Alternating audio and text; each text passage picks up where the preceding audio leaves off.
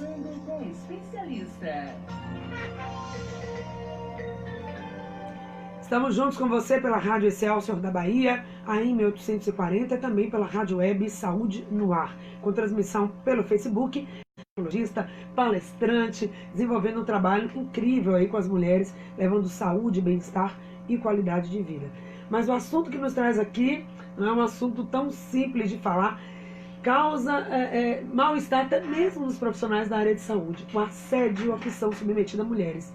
Mais de 53% delas denunciaram que sofreram abuso durante uma consulta. Por favor, doutora, nos fale sobre isso. Então, bom dia a todos vocês, bom dia, Patrícia. É um assunto realmente que tem gerado bastante polêmica, mas é um assunto que todas as mulheres precisam entender e saber até onde é um ato médico e onde começa realmente um abuso. Esse abuso, esse assédio, ele tanto pode ser moral como sexual. Então não significa que para essa mulher ser assediada, ela tem que necessariamente ter havido, por exemplo, a penetração, né, do órgão genital na mulher. Qualquer tipo de contato físico que não faça parte do ato de examinar o paciente, ele pode ser considerado um assédio. É uma mão que toca os seios de uma forma mais, como se fosse mais ternura, digamos, mais, do ponto de vista mais sexual. Quando nós examinamos as mamas, nós temos que estar avaliando a presença de nódulos. Nós utilizamos somente a polpa digital, que é exatamente nos dedos a nossa área mais sensível. Se a gente simplesmente começa a palpar a mama dessa paciente, já deixou de ser um ato médico. Eu já estou passando dos meus limites enquanto profissional da saúde. Então, fazer uma investida por trás da paciente, nunca, não existe nenhum tipo de exame em que um médico se coloque atrás da paciente e coloque as mãos sobre o seio dessa paciente. Contato do próprio médico, também um contato com a boca sobre um paciente, também isto é absurdo. Não existe nenhum tipo de exame em que um médico precise encostar, né, sua boca na mama, como a gente tem visto acontecido em alguns casos. Nem encostar o corpo na paciente durante um exame ginecológico. É para isso que existem os aparelhos, para que a gente possa exatamente fazer os exames. Então, assim, é importante que a mulher passe, inclusive através do Facebook, né, através do Google. Eu, sinceramente, considero o Google hoje um excelente informativo. Lógico, temos que selecionar. Claro. Até porque vem muita coisa. E o que realmente é fake news, o que é mentira, temos que estar avaliando. Mas hoje, até porque eu procurei esses vídeos para saber até que ponto a mulher pode ou não ter informações a esse respeito. E nos vídeos eles mostram, é ensinado como é um exame físico das mamas, como é o que realmente acontece dentro de um consultório ginecológico, dentro de um consultório de um cardiologista, dentro de um consultório de um fisioterapeuta. Então lembrem-se que todo procedimento profissional, eles têm que estar bem separado de uma conduta ou de algo que possa parecer, possa dar a conotação de um assédio sobre uma investida, sobre o corpo da mulher, da criança, do jovem, né, das adolescentes. Temos visto muitos casos de assédio com adolescentes. Ou seja, essa mulher, muitas vezes, essa mulher que já está na fase adulta, ela começou a ser abusada lá enquanto adolescente. E há, muitas vezes, a questão primeiro, não identificar. Por isso a importância dessa entrevista aqui, para que as mulheres fiquem atentas. Algumas até disseram, bom, eu aceitei, eu estava diante de um médico profissional, eu confiava naquele profissional. E por não saber o que era um procedimento médico e o que já era algo abusivo, elas se submeteram àquele procedimento. Então parece que é o que? Uma desinformação em relação ao que cabe ou o que não cabe ali naquele momento. Há um excesso de confiança e mesmo quando ela desconfia que algo passou do limite, ela fica vulnerável, não sabe o que fazer. com alguém, não vão acreditar em mim. Isso pode ocorrer, né, doutor? Sim, existe a vergonha inicial, existe o medo. E, infelizmente, muitas dessas adolescentes que, inclusive, foram assediadas, elas contaram aos pais. E os pais não acreditaram, porque consideravam realmente aquele profissional um semideus, né? Se estar com o doutor, com aquele doutor, é algo assim maravilhoso. Não, ele é tido na família, ele é tido na cidade, né, como um excelente profissional. Normalmente esses profissionais, eles são casados, eles são pais, então muitas vezes eles têm adolescentes também em casa, crianças, adolescentes, e mesmo assim eles praticam esse tipo de abuso nos adolescentes, em crianças, nos adolescentes, nas pessoas mais velhas, ou seja, nos idosos, porque estão totalmente vulneráveis. São pessoas que confiam plenamente no profissional que está atendendo. Elas consideram que tudo é um ato médico e que estão fazendo isso pela saúde delas. Até porque essas pessoas realmente são vistas com um ar, geralmente eles têm um ar de superioridade perante aquele indivíduo que procura porque está com dor, porque está sentindo algo, porque precisa ser cuidado, ser amparado. E ao contrário, encontra ali do outro lado uma pessoa disposta a usar essa inocência, essa fragilidade da pessoa para exatamente provocar, né, fazer o assédio. Então, olha como é sutil e como é importante a gente falar sobre isso, porque é nessa interação em médico-paciente que tem que ter essa fala, essa conduta, esse olhar humanizado naquela conversa, naquele tratamento, mas é preciso ficar claro, porque parece que de um lado a gente tem uma colocação de poder por parte do médico. Nós não estamos generalizando, falando que a classe médica na área de ginecologia, mastologia, se comporta assim. Longe disso, a gente sabe que tem excelentes profissionais que trabalham de forma ética, mas como em qualquer profissão, há aquele que foge à regra, né? Sai da curva aí dessa ética esperada. Então, às vezes acontece isso, poder por parte do profissional e uma certa submissão ou vulnerabilidade por parte do paciente. Como encontrar a linha correta nessa interação? Eu acho que a mulher, ela precisa ficar mais atenta, né? A mãe precisa acompanhar os adolescentes, as crianças, e até mesmo se for um idoso sob a sua supervisão, que ela possa estar presente. Em consultas com profissionais do sexo oposto, né, principalmente os homens, é importante que sempre tenha alguém presente na sala. Inclusive hoje nas clínicas, muitos profissionais, eles fazem questão de atender com uma enfermeira, uma secretária, uma profissional dentro da sala, exatamente para evitar o assédio. Agora, Patrícia, não sei se você sabe, também existe o assédio ao contrário. Existem as mulheres que vão para assediar o seu médico. Olha!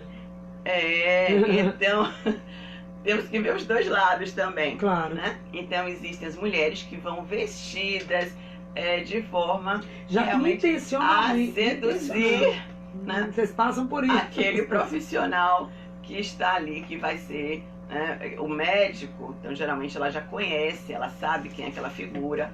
E, por acaso, ela gostou, simpatizou. E, realmente, ela quer paquerar, ela quer flertar com aquele profissional. Então, também existe esse outro lado. E é por isso que também muitos profissionais hoje, como eu estava dizendo anteriormente, para se protegerem, eles realmente só atendem mulheres com alguma profissional, uma outra profissional, né, dentro da sala, ou pedem realmente que um acompanhante esteja dentro daquele mesmo ambiente. Seja para realizar uma ultrassonografia, nós estamos falando somente de um exame do ginecologista. Todas as profissões médicas, todas as especialidades, elas podem de algum momento, né, cometer um assédio contra esse paciente. Então é importante sempre que o paciente saiba que exame ele vai estar realizando, que ele procure informações anteriores. Como é que vai ser esse exame que eu vou fazer? Eu vou fazer uma endoscopia, eu vou estar sedada. Vai ter alguém do meu lado? Vai ter uma enfermeira acompanhando? Ou uma acompanhante poderá estar do meu lado?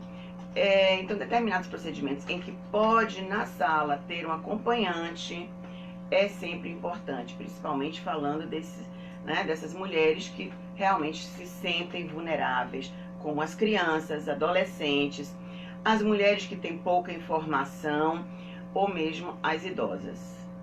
3328-7666 é o telefone para você participar, interagir, mulher, tirar a sua dúvida e conversar sobre isso. Pode ser anônima a participação ou não, ou trazer perguntas que não sejam diretamente ligadas a você, a sua experiência, mas que podem ajudar a esclarecer. A Zorilda está participando também pelo WhatsApp, repetindo o contato, 996813998.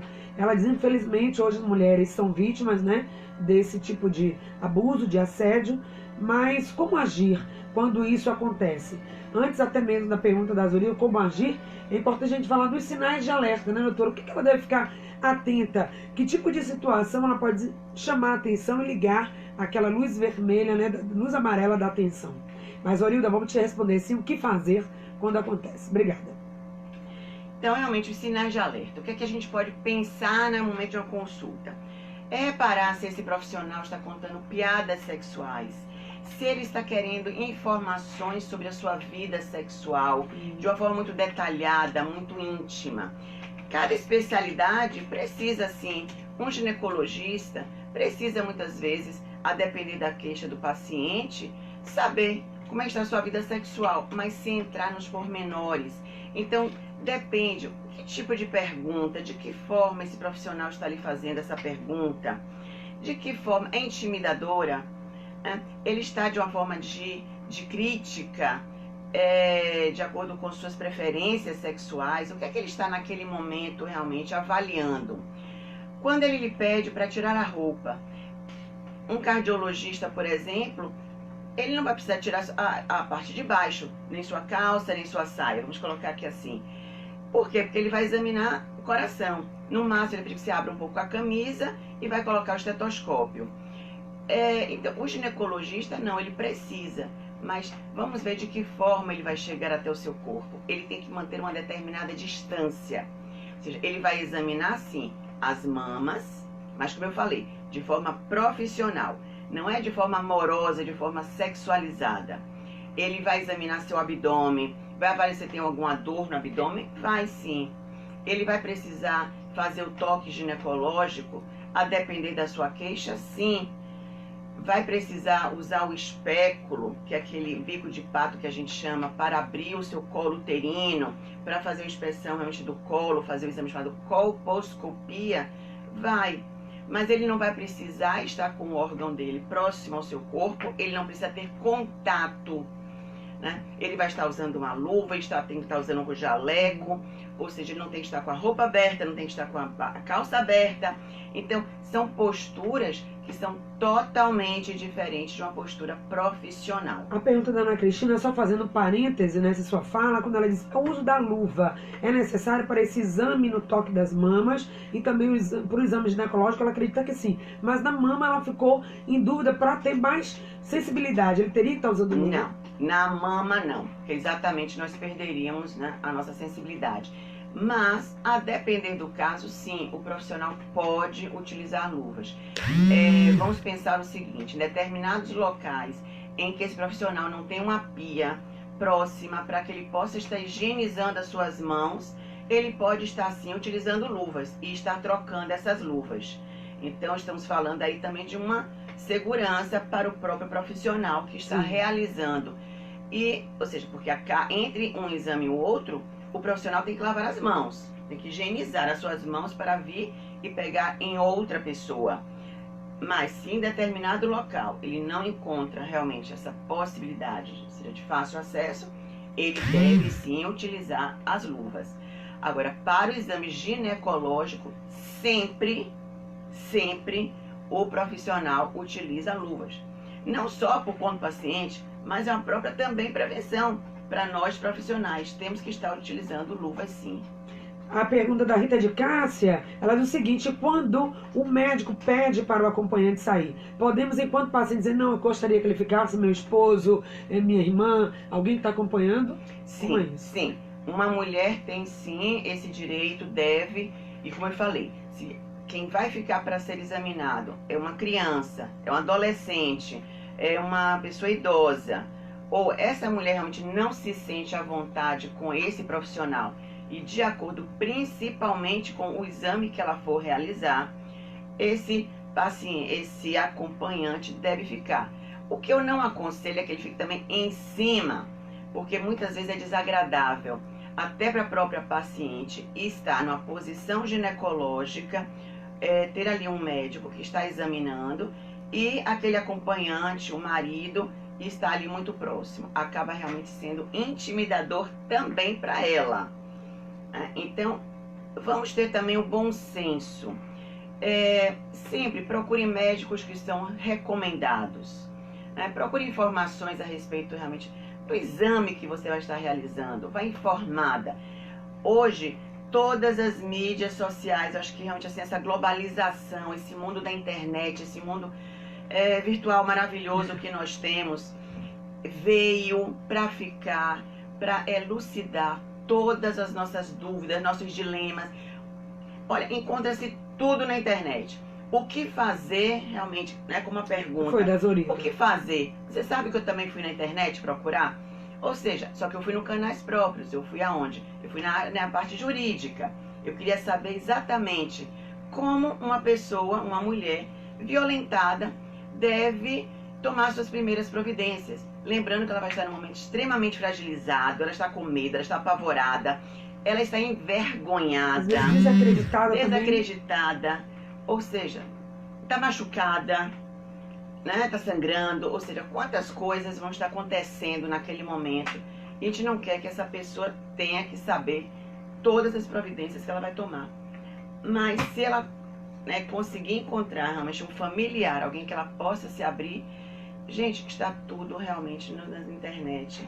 Então existe o passo a passo, até porque em caso de estupro, a própria legislação, ela já autoriza que imediatamente essa mulher seja acolhida, essa mulher ela recebe a pílula do dia seguinte para evitar uma gravidez indesejada, ela recebe um coquetel anti-AIDS, para exatamente haver uma prevenção de uma contaminação, ou seja, ela tem que receber toda uma assistência, não só médica, mas como psicológica, assistencialista.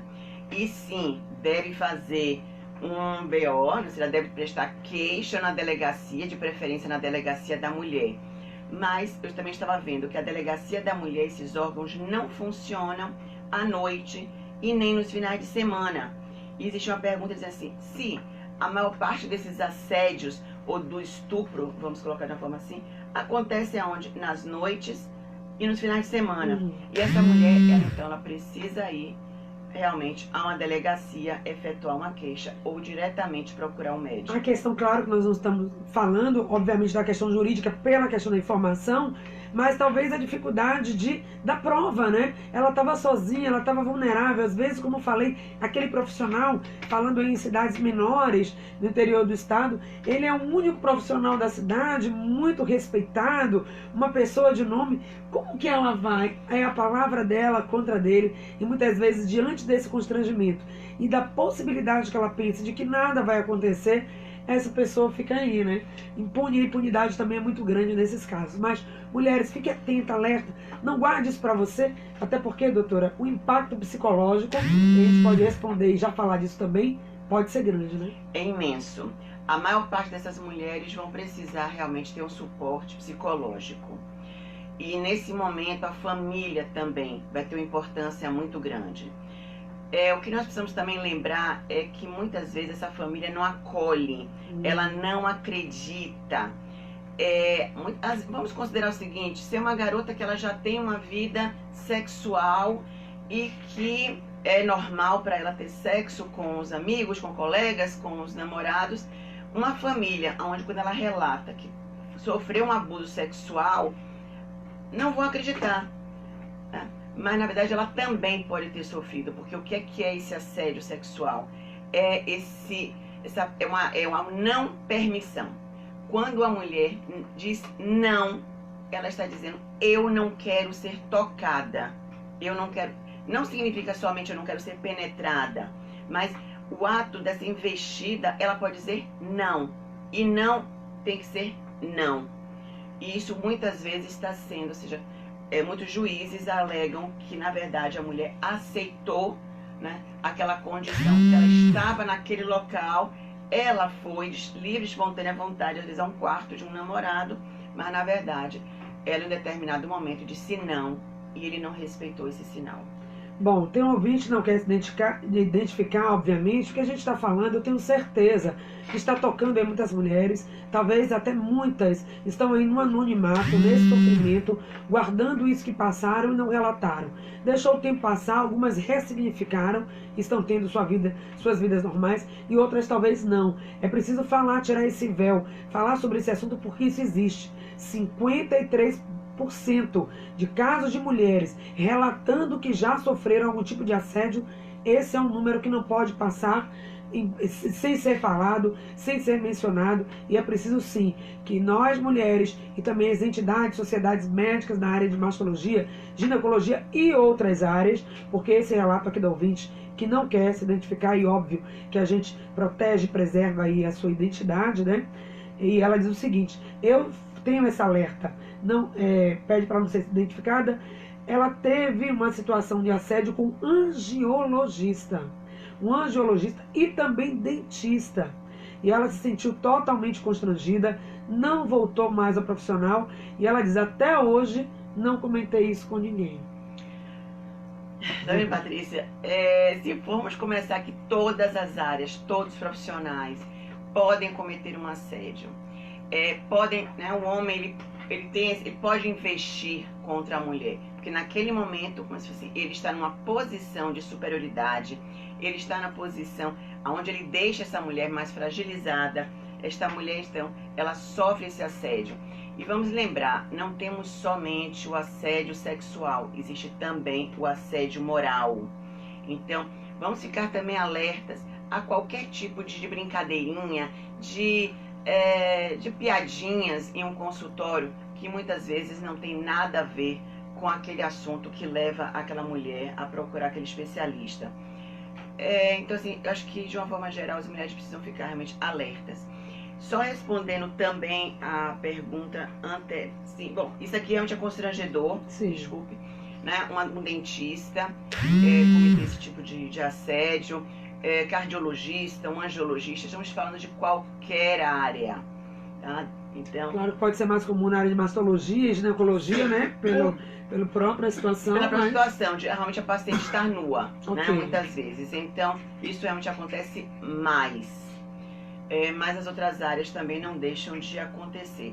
E esse alerta é importante. E essa questão da psicóloga, né, de um psicólogo, ou seja, buscar a ajuda, é sempre válido. Mas lembre o seguinte, existem também hoje grupos na internet que é o hashtag #MeToo, que significa eu também. Então são mulheres que sofreram um tipo de assédio, de abuso sexual. E juntas elas estão conseguindo realmente colocar na prisão vários profissionais que cometeram assédio sexual, abusos durante muitos e muitos anos, de forma impune, porque a palavra antes de uma não valia nada. Era a palavra da paciente contra a palavra do profissional. E muitas vezes exatamente esse profissional era alguém de superioridade naquele setor, naquela região, em uma determinada cidade, um determinado hospital. Então, essa mulher ficava desacreditada. Então, as mulheres passaram a se unir. Então, por favor, em caso de qualquer situação dessa, busquem também verificar se se outras mulheres também já fizeram denúncia contra aquele profissional. Essa união das mulheres faz essa força e realmente vai colocar na cadeia muitos profissionais que cometeram esses abusos. Como eu falei, o abuso moral, o abuso sexual, esse assédio. Talvez até por conta disso, Patrícia, a nossa clínica era uma clínica só de mulheres. Eu acho que eu sempre pensei nisso, de buscar ter uma equipe de mulheres para atender mulheres.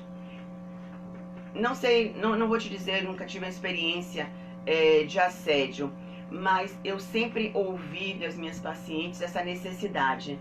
A minha clínica começou normal, tínhamos profissionais homens, atendiam os homens, e aos poucos, de tanto eu ouvir as pacientes falarem a respeito da vontade, né, de só querer uma médica mulher, que realmente eu fui idealizando essa clínica. Então hoje realmente somos todas mulheres, porque até os próprios, alguns homens médicos que eu coloquei na clínica, eu realmente colocava um assistente na sala. Mas mesmo assim, muitas mulheres não queriam ir, não pelo profissional, mas porque preferiam uma mulher. Então é muito assim, mais agradável, eu acho, e os pacientes falam isso. Doutor, eu me sinto muito mais à vontade a conversar sobre meus assuntos, minhas necessidades sexuais, minhas preferências sexuais, se o que eu estou fazendo está certo, se não está, se podia ser melhor, se não poderia. Entender a sua própria sexualidade dentro de um ambiente só de mulheres, onde ela tem ali aquele acolhimento, não só a capacidade técnica, mas também o conforto, né, e a segurança. Porque quantas mulheres, como a doutora está trazendo aqui pra gente, já passaram por uma situação de constrangimento, falaram, levaram adiante e ninguém deu ouvido. Então ela se protege, não vou lá mais daquele profissional, mas vou para onde? Né? Para me colocar mais uma vez em exposição. A Josi Santos está aqui falando, é paciente da clínica, um excelente profissional, falando desse trabalho diferenciado que a clínica realiza, mas não ir só para aquele profissional que foi abusado não resolve aquilo que a gente falava, né? Porque outras mulheres estarão também vulneráveis. É denunciar, fazer a prova e não desistir de ter assegurado o seu direito, né, de ter resposta para esse abuso. Exatamente. Então, como a gente falou, são poucos os profissionais que cometem um abuso, gente. Não estamos falando de muitos. Estamos falando de poucos que cometeram muitos abusos. Tá? Então, talvez a forma da gente estar se expressando é essa. Foram poucos os profissionais, sim, porém cometeram muitos abusos. Por quê? Porque essas mulheres não identificaram que estavam sendo assediadas, abusadas moralmente ou sexualmente por esses profissionais. Então, a esses profissionais realmente precisamos realmente levar o quê? A punição. Pois é. Tem a pergunta da Lúcia, na verdade um comentário, quando ela diz: atenção mães, fiquem atentas às suas filhas, se elas disserem que não querem mais ir naquele médico, tá? Não obrigue, mas procure saber o porquê. Pode ter ali um motivo de um abuso que ela não quis revelar, mas está manifestando isso no seu comportamento de não querer voltar àquele profissional. Fique atenta. 8h57, rapidamente, já no finalzinho do programa, 2 participações. Vamos lá, bom dia. Quem fala? É Maria de São Caetano. Sim, querida, a sua pergunta. Ô, Patrícia, não sei se vai poder me dar luz por telefone dessa médica, sim, porque eu estou gostando muito da entrevista dela.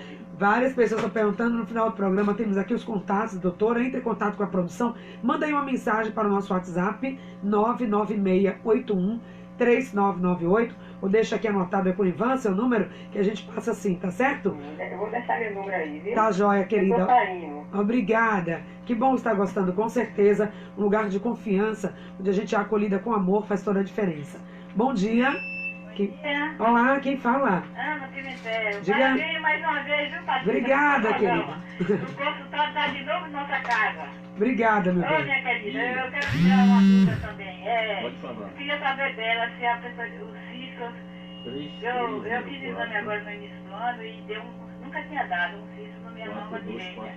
Agora, eu queria saber dela se o cisto dói, porque de vez em quando eu toco assim no bico da minha mama, eu sinto assim dolorido. Olha aí, obrigada pela sua participação. Um assunto para voltar aqui, né, doutora Ana? Mas respondendo aí rapidamente a nossa ouvinte. Bom, os cistos de mama realmente, eles causam dor. Tá? É importante que você realmente faça uma ultrassonografia mamária, procure pelo mastologista, faça a ultrassonografia mamária e pode ser que precise fazer uma punção desse cisto ou apenas ser medicada. Mas procure sim, tá? Sempre o mastologista é o profissional que vai tratar as doenças das mamas. Só trazendo aqui as falas dos nossos ouvintes. Obrigada, Patrícia, parabéns pelo programa, muito esclarecedor, estávamos precisando. O ouvinte também pedindo aqui o telefone do contato da doutora. A Nádia diz o seguinte: doutora, eu tenho uma grande gratidão e carinho pela senhora, faz parte da minha história de vida. Que bacana esse reconhecimento. Beijo pra você, Nádia. 8h59, vamos então às considerações finais de todo o material que você trouxe. O que você quer dizer ainda como fala para os nossos ouvintes? Bom, o que a gente já colocou, realmente tudo isso é extremamente importante. Eu queria só fazer mais uma colocação. Eu também não sabia que existe um estupro por dia no Brasil. Isso são os dados que nós temos. Imagine os dados que não chegam às delegacias, que não são denunciados.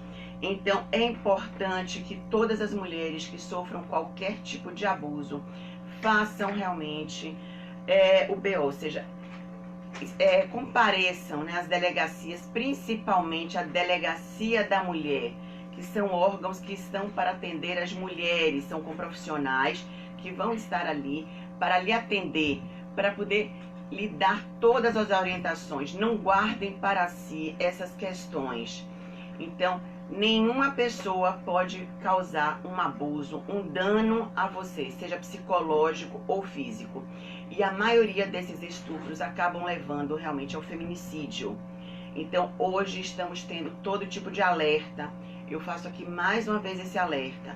Precisamos sim conter essa agressividade, esse machismo masculino por parte de todas as pessoas, na verdade, não só por pessoas estranhas. Lembrando que muitas vezes esse assédio, esse abuso sexual está vindo diretamente das nossas famílias, dos pais, dos padrastos, dos vizinhos, então assim, dos professores, né, de alguém da congregação, de alguma comunidade. Por favor, atenção a isso. Não permitam esse assédio sobre vocês. Com certeza, mulheres e mulheres unidas, né? Podem mais, elas têm força, têm coragem para enfrentar. Busque as informações nas redes sociais, na internet e também diretamente com o seu profissional. Busque realmente clínicas e instituições que realmente te acolham com carinho. A gente deixa aí a recomendação, então, da doutora Ana Paula Noé Gato, mastologista, diretora médica da Clínica Cleva, o nome dela. Obrigada pela presença aqui no nosso programa. Parabéns pelo trabalho de excelência que você realiza. Obrigada. Muito obrigada a você que ficou com a gente aqui no programa Saúde no Ar, que volta amanhã, agosto dourado. Vamos falar sobre aleitamento materno, o alimento que vale ouro, por isso agosto é dourado, e vamos abrir esse mês com você falando sobre esse assunto. Não perca, até lá. Acabamos de apresentar Saúde no Ar. Até o próximo encontro.